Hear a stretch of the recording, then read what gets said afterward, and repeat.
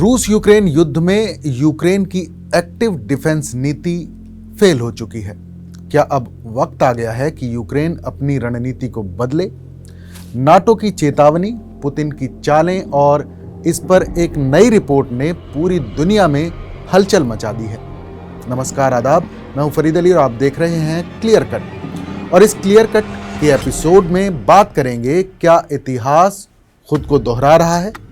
Wall street journal की ताज़ा report चेतावनी दे रही है कि पुतिन नाटो की कमजोरियों को टटोल रहे हैं और एक्टिव डिफेंस रणनीति अब पुरानी पड़ चुकी है।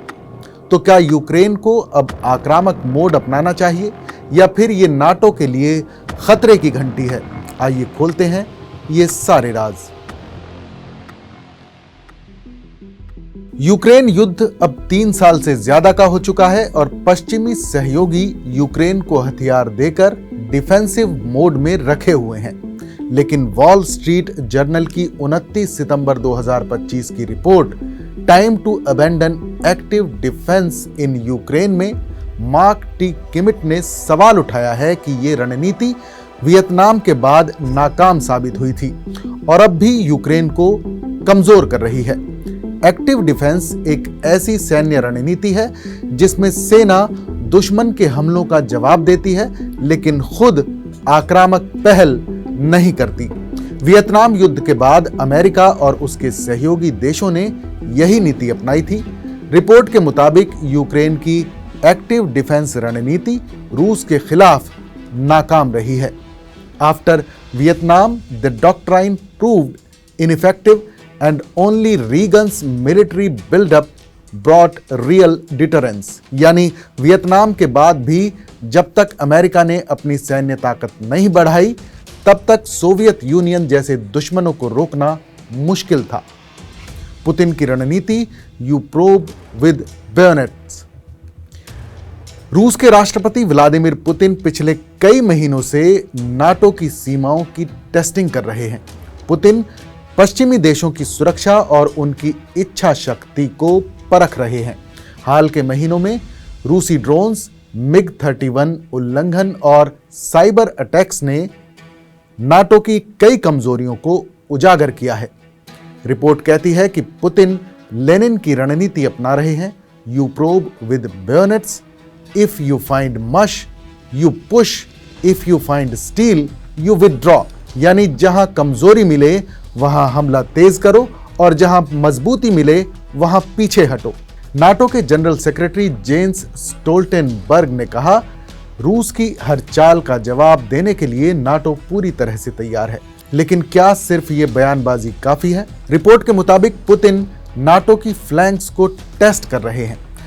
सितंबर 2025 में रूसी ड्रोन्स ने बाल्टिक देशों के ऊपर उड़ान भरी, MiG-31 ने एस्टोनिया की हवाई सीमा का उल्लंघन किया और साइबर हमलों ने जर्मनी के पावर ग्रिड को निशाना बनाया।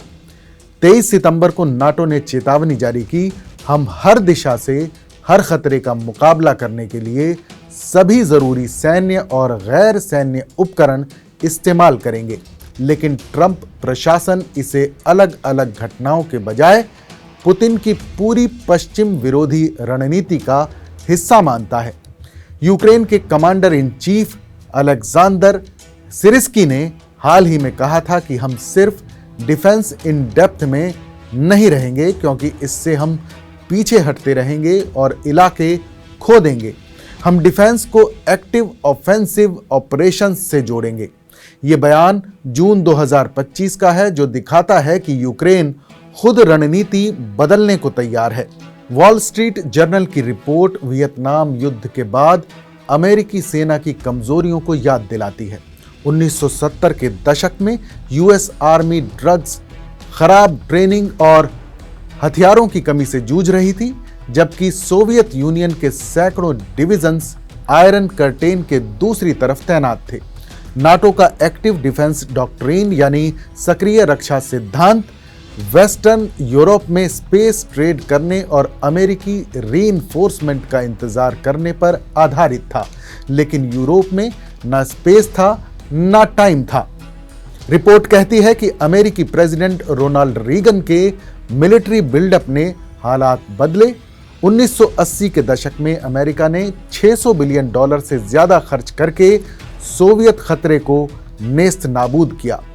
आज यूक्रेन में भी यही समस्या है। डिफेंसिव रणनीति रूस को धीरे धीरे आगे बढ़ने दे रही है।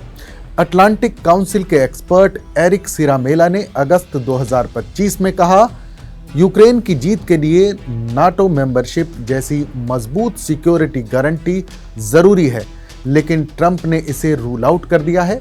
इसके बजाय आर्टिकल 5 जैसी प्रोटेक्शन दें। साल 2025 में यूक्रेन ने रूस के खिलाफ डीप स्ट्राइक्स की मांग की, लेकिन पेंटागन ने ATACMS यानी लंबी दूरी की मिसाइलों के इस्तेमाल को ब्लॉक कर दिया। डिफेंस सेक्रेटरी पीट हेग्सेथ को पर्सनली अप्रूवल देना पड़ता है, जो शांति वार्ताओं के लिए पुतिन को लुभाने की ट्रंप एडमिनिस्ट्रेशन की स्ट्रेटजी का हिस्सा हैं। यूक्रेन के प्रेसिडेंट वोलोडिमिर ज़ेलेंस्की ने 24 सितंबर 2025 को UN सिक्योरिटी काउंसिल में कहा, यूक्रेन दुनिया से ज्यादा शांति चाहता है। वॉर फ्रंट हमारी जमीन पर है, हम अपने लोगों का शोक मनाते हैं, शहर बचाते हैं। रूस अपने मृतकों को नजरअंदाज करता है, लेकिन एक दिन वो देखेगा और सुनेगा। रिपोर्ट के मुताबिक नाटो को रीगन स्टाइल बिल्डअप अपनाना चाहिए। हथियार उत्पादन बढ़ाएं, यूरोपीय आर्मी को मजबूत करें। ब्रिटिश डिफेंस सेक्रेटरी ने जुलाई 2025 में कहा था कि ट्रंप ने नाटो के सेक्रेटरी जनरल के साथ पैट्रियट मिसाइल्स और एयर डिफेंस सिस्टम्स की बड़े पैमाने पर खरीद को लेकर सहमति जताई है, जो जल्द ही जंग के मैदान में पहुंचेंगे। दरअसल एक्टिव डिफेंस छोड़ने की वकालत इसलिए हो रही है क्योंकि ये रूस को आकर्षण युद्ध यानी वॉर ऑफ एट्रिशन लड़ने का मौका दे रही है।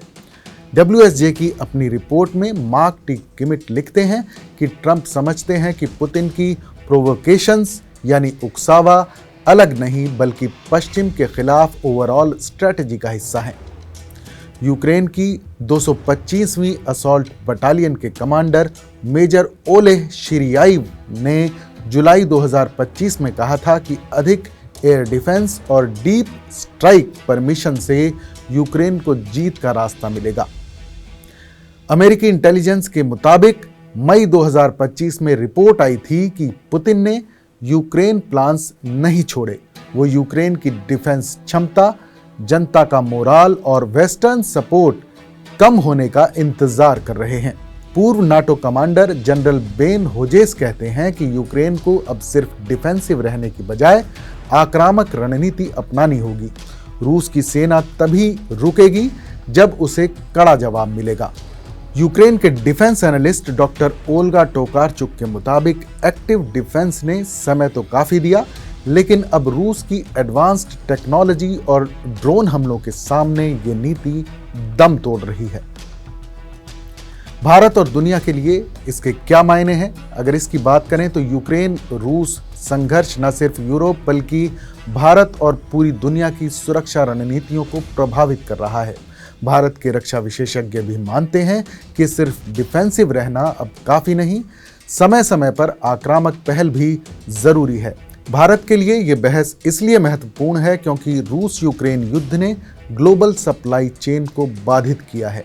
भारत ने तटस्थ रुख अपनाया, लेकिन पीएम मोदी ने अगस्त 2025 में कहा कि शांति ही एकमात्र रास्ता है, लेकिन यूक्रेन की संप्रभुता का सम्मान जरूरी है।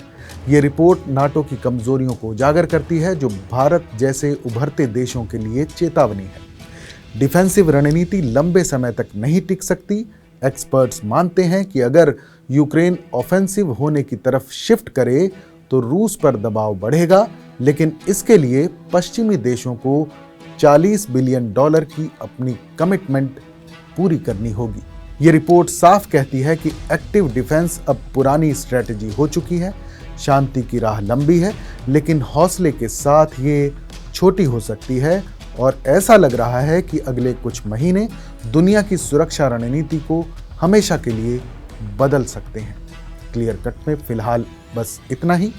इस पर आपकी क्या राय है हमें कमेंट करके ज़रूर बताएं, क्योंकि आपकी आवाज़ ही बदलाव की शुरुआत है। क्लियर कट में फिर मिलेंगे एक और नए मुद्दे, नई कहानी के साथ।